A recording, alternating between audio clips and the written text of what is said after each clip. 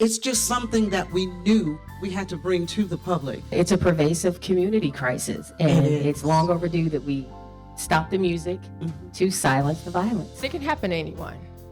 I think that's the biggest thing. Like, I think people think because we're in this position, this title, this accolade, is not happening in our house. It's happening in our house. And for all of us in here, we may have our own definition. So oftentimes I work with my couples, I often have them write down abuse. I have them turn it back, write down abuse on their own piece of paper, and then see what each one had to say. Oftentimes couples have different viewpoints of what abuse is. I know what it's like to live in fear. I survived domestic violence for a long time. I didn't recognize how deeply it affected my life, my self-worth, and the choices I made. I'm a survivor of domestic violence, because usually what makes people stop from pressing charges is that they think that they can love harder, they can change them, they can keep it up, and where am I going to go? What am I going to do? Well, I think sometimes when I look at my clients and I say, listen, I've been in a shelter. I had to do it.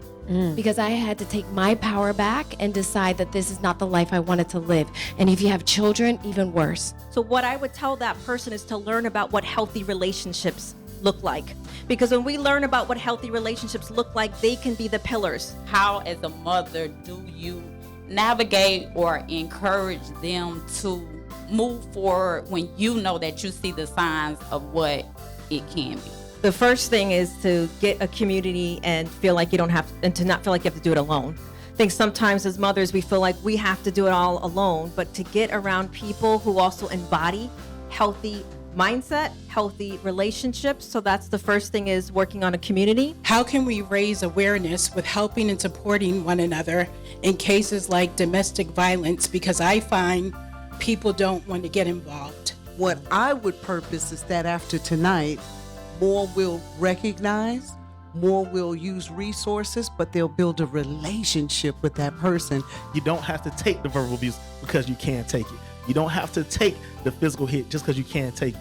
And deciding to leave something that is unhealthy is not weakness. I went back to counseling. I was like, listen, I think I got it figured out, but now I got to figure out how to not unload my baggage, not to get in the way for, I'm not blocking somebody that wants to leave the room when I'm feeling abandoned. Like, how do I operate in that space? We pray tonight if there's just one woman out there tonight who's willing to take the steps forward with courage and conviction to step out of an abusive situation, that they would do it. I want to say thank you to the listeners in Atlanta, in Jacksonville, in Tampa, Miami, and of course right here in Orlando, our host station. And thank you to you all, our live studio audience. Yes. Stopping the music to silence the violence. From our Just Call Mo Injury Attorneys Performance Studio, thank you for joining us tonight. Have a great one.